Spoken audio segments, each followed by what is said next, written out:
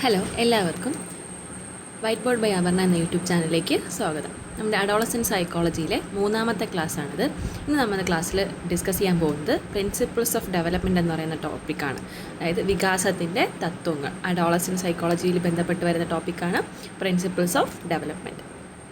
നമ്മൾ കഴിഞ്ഞ ക്ലാസ്സിലൊക്കെ ഡിസ്കസ് ചെയ്തതാണ് കൗമാരം അല്ലെങ്കിൽ അഡോളസൻസ് എന്നത് ഏത് കാലഘട്ടമാണെന്ന് ഒന്നുകൂടി പറയാം. കൗമാരപ്രായം എന്ന് പറയുന്നത് ബാല്യത്തിനും മുതിർന്ന പ്രായത്തിനും ഇടയിലുള്ളൊരു സുപ്രധാന ഘട്ടമാണെന്ന് പറയുന്നത് കൗമാരപ്രായം. ഇതിനെ ഘർഷണങ്ങളുടെയും സമ്മർദ്ദങ്ങളുടെയും കാലഘട്ടം അഥവാ period of Storm and stress എന്ന് വിശേഷിപ്പിച്ചത് ജി സ്റ്റാൻലി ഹാളാണ്. ഇത് പ്രീവിയസിൽ ഒരുപാട് വട്ടം റിപ്പീറ്റ് ചെയ്തിട്ടുള്ളൊരു ചോദ്യമാണ്. ഇനി എന്തൊക്കെയാണ് നമ്മുടെ പ്രധാന വികാസ തത്വങ്ങൾ അഥവാ കീ പ്രിൻസിപ്പിൾസ് ഓഫ് ഡെവലപ്മെൻറ്റ് എന്ന് നോക്കാം.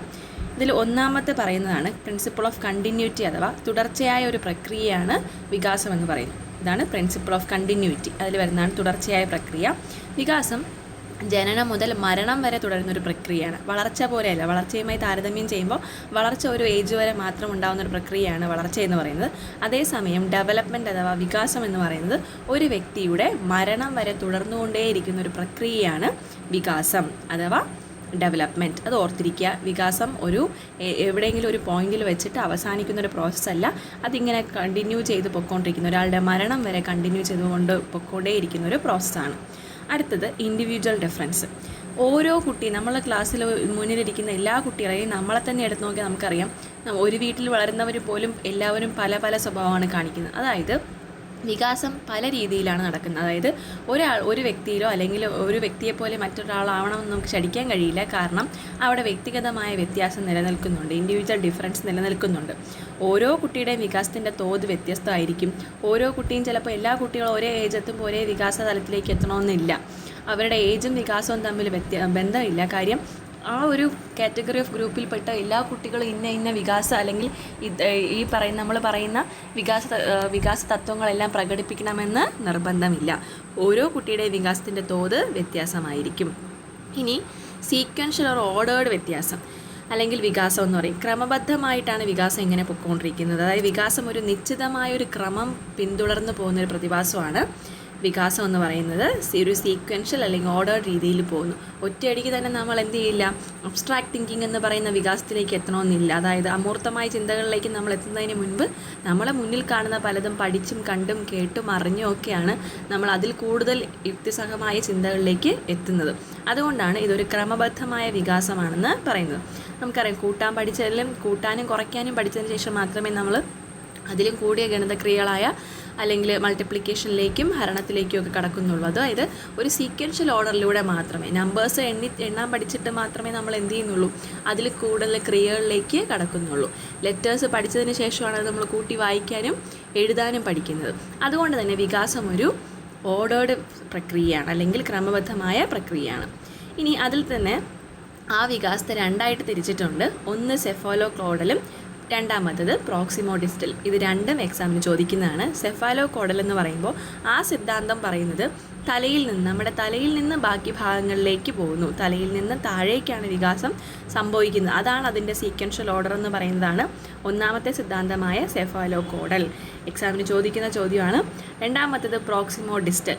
അത് പറയുന്നത് ഇല്ല, കേന്ദ്രഭാഗത്ത് നിന്നും വശങ്ങളിലേക്കാണ് പോകുന്നത്. കേന്ദ്രഭാഗത്ത് നിന്നും വശങ്ങളിലേക്ക് ഡെവലപ്മെൻറ്റ് നടക്കുന്നു എന്ന് പറയുന്നത് പ്രോക്സിമോഡിസ്റ്റലും, സെഫാലോകോഡൽ എന്ന് പറയുന്നത് തലയിൽ നിന്നും താഴേക്ക് എന്ന ക്രമത്തിൽ വികാസം നടക്കുന്നു എന്ന് പറയുന്നത് സെഫാലോകോഡലുമാണ്.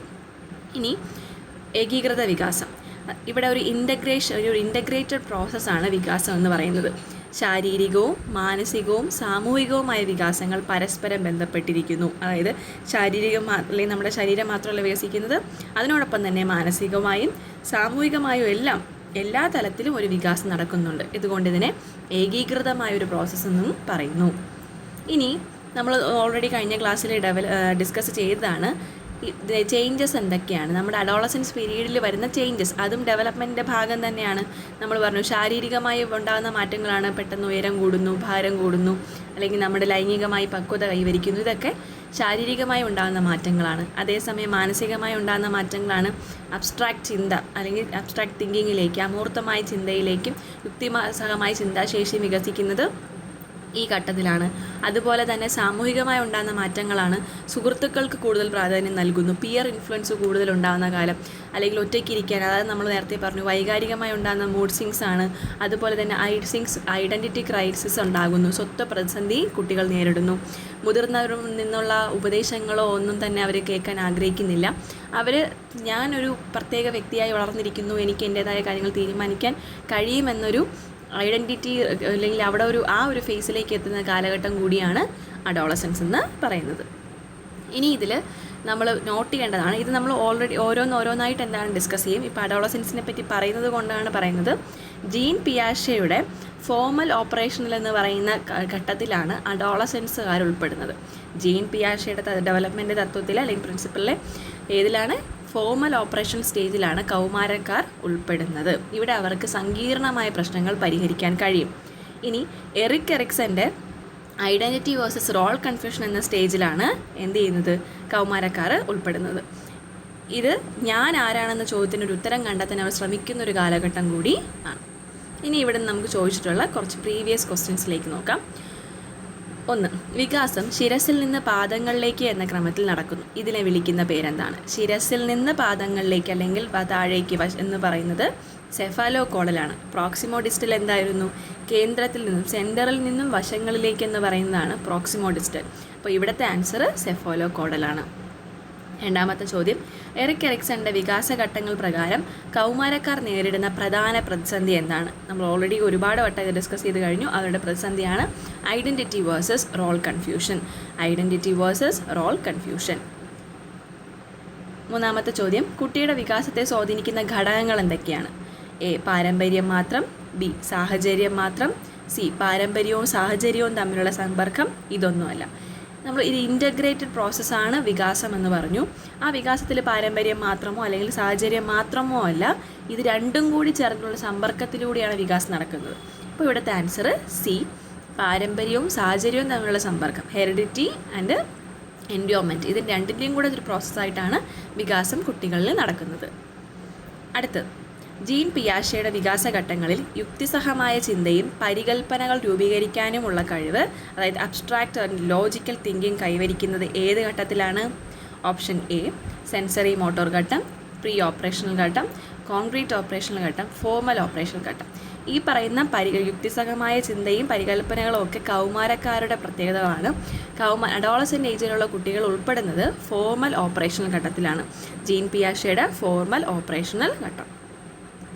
കൗമാരക്കാരായ വിദ്യാർത്ഥികളെ പഠിപ്പിക്കുമ്പോൾ ഒരു അധ്യാപകൻ സ്വീകരിക്കേണ്ട ഏറ്റവും നല്ല സമീപനം എന്താണ്? കർശനമായ അച്ചടക്കം നടപ്പിലാക്കുക, പ്രഭാഷണ രീതി മാത്രം പിന്തുടരുക, അവരുടെ വികാരങ്ങളെ മാനിക്കുകയും ചർച്ചകൾക്കും സ്വയം പഠനത്തിനും അവസരം നൽകുകയും ചെയ്യുക, പഠനഭാരം വർദ്ധിപ്പിക്കുക. ഇതൊരു ആപ്ലിക്കേഷൻ ലെവൽ ക്വസ്റ്റ്യനാണ്. നിങ്ങൾ അധ്യാപകനാണെങ്കിൽ ക്ലാസ്സിൽ എന്തായിരിക്കും നിങ്ങൾ പിന്തുടരുക? കർശനമായ അച്ചടക്കം നടപ്പിലാക്കുക. അച്ചടക്കം വേണം, പക്ഷേ കർശനമായ അച്ചടക്കമല്ല. അവരൊരു കൊടുക്കൽ വാങ്ങൽ അല്ലെങ്കിൽ മ്യൂച്വൽ അണ്ടർസ്റ്റാൻഡിങ്ങിലൂടെയാണ് മുന്നോട്ട് പോകേണ്ടത്. അപ്പോൾ ആൻസർ അല്ല. അടുത്തത്, പ്രഭാഷണ രീതി, ലെക്ചർ മെത്തേഡ് മാത്രം പിന്തുടരുക. നമ്മൾ ഓൾറെഡി പറഞ്ഞു കഴിഞ്ഞു, ലേണർ സെൻറ്റേർഡ് എഡ്യൂക്കേഷനാണ് ഇപ്പോൾ പ്രാധാന്യം നമ്മൾ കൊടുക്കുന്നത്. അതുകൊണ്ട് ലെക്ചർ മെത്തേഡ് മാത്രം പോരാ. അപ്പോൾ അതും ക്യാൻസൽ ചെയ്യാം.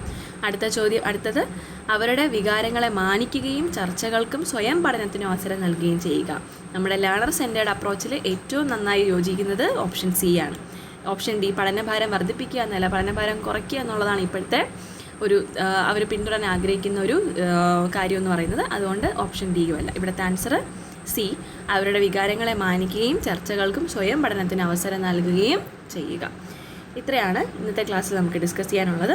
ബാക്കി അടുത്ത ക്ലാസ്. Thank you.